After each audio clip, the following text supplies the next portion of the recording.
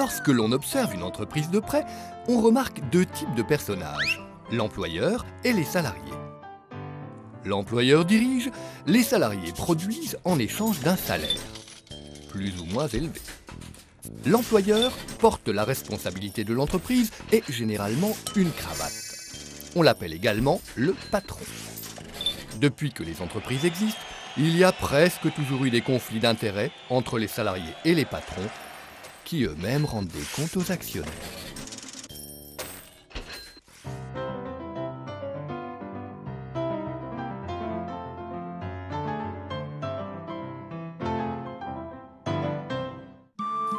Jusqu'à la Révolution française, alors que les ouvriers étaient encore peu nombreux, le monde du travail était régi par des règles corporatives.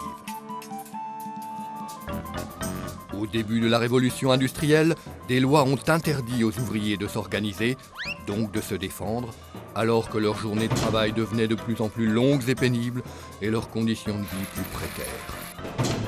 Logement insalubre, manque de nourriture et d'hygiène, aucune protection sociale. La révolte des ouvriers de la soie, les Canuts de Lyon, en 1831,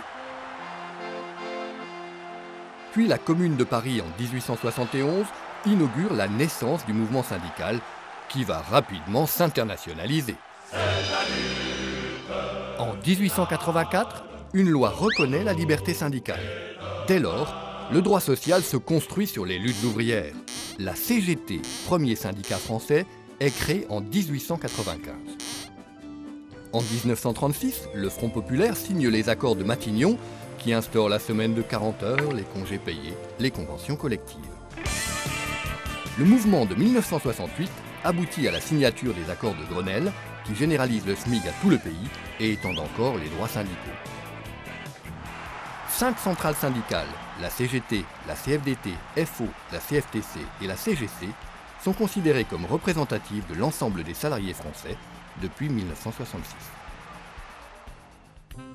Aujourd'hui, les syndicats ont un rôle très important pour l'expression des revendications, comme pour l'ajustement et l'application de la réglementation du travail. Ils participent à la gestion de multiples organismes sociaux, caisse d'assurance maladie, caisse d'allocation familiale, caisse de retraite.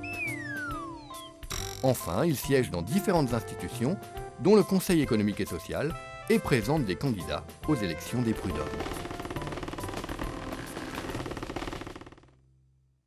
Mais revenons à l'entreprise d'aujourd'hui. Depuis les débuts du syndicalisme, les choses ont quelque peu évolué. L'emploi industriel a peu à peu laissé une place de plus en plus importante à l'emploi tertiaire.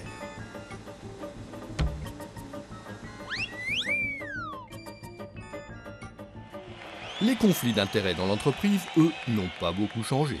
Le patron, pressé par les actionnaires, le marché, un train de vie exigeant, veut sans cesse améliorer la productivité et la rentabilité de son entreprise. Les salariés, également soucieux de productivité, synonyme de pérennité de leurs emplois, souhaitent de meilleures conditions de travail, de meilleures perspectives de carrière ou du meilleur café à la cafette.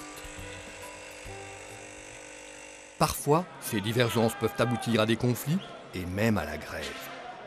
Pour les salariés qui ont l'avantage du nombre, il est souvent difficile d'organiser leur action, ce qui peut parfois conduire à des dérapages.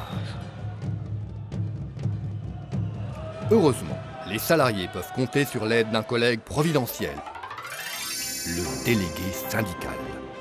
En cas de conflit, le délégué syndical organise les revendications et les actions. Il est le garant de la légalité du mouvement en évitant les dérapages. C'est lui qui va négocier au nom des salariés les revendications avec le patron.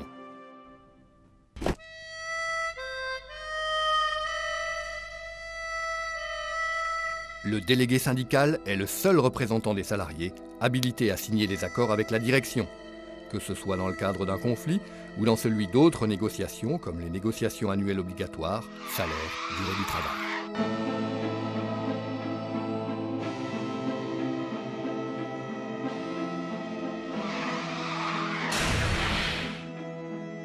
Pour obtenir gain de cause, il met aussi tout le poids de son organisation dans la négociation.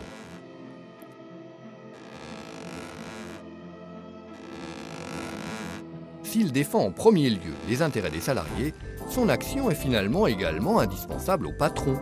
Sans véritable interlocuteur, donc sans dialogue social, il serait très difficile à la direction de trouver des compromis pour sortir d'une crise.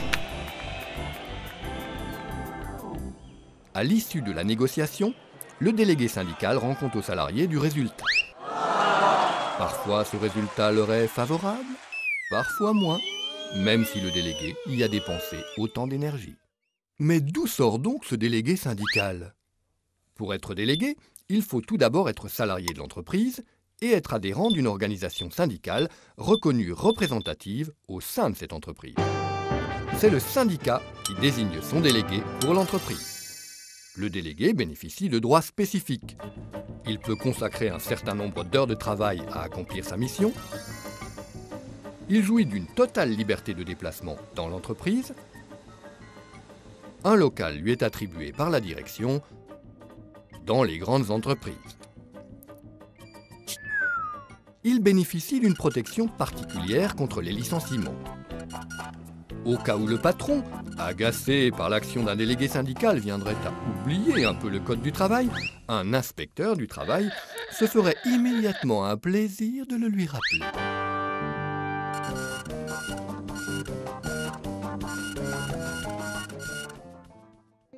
Si le délégué syndical est considéré comme représentatif par le biais de son syndicat, c'est surtout sa motivation et sa compétence qui lui donnent sa légitimité. Il est formé par son organisation à la législation du travail, aux techniques de négociation, d'action. Au-delà de son entreprise, le délégué sera apte à participer à la négociation d'accords pour l'ensemble de sa profession. Un délégué syndical est toujours au service des salariés. En dehors de son action dans les conflits et les négociations avec la direction, il informe les salariés sur l'évolution de leur entreprise, de leur métier, de la législation du travail en général. Il fait également passer aux salariés des messages de son syndicat.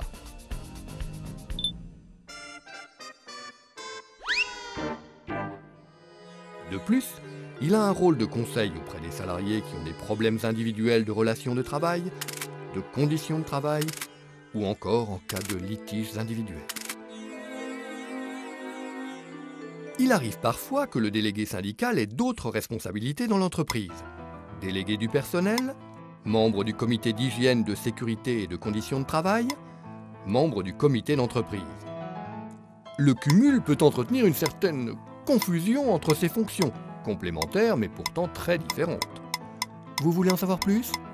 Demandez donc à votre délégué syndical.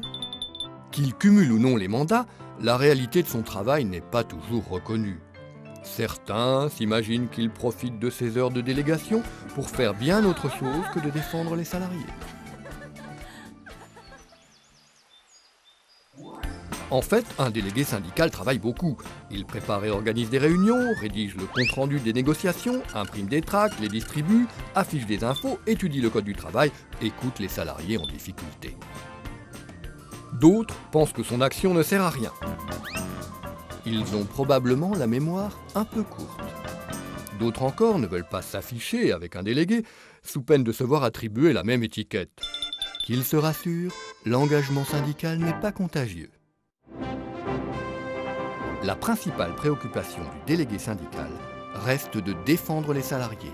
Tous les salariés, chacun des salariés.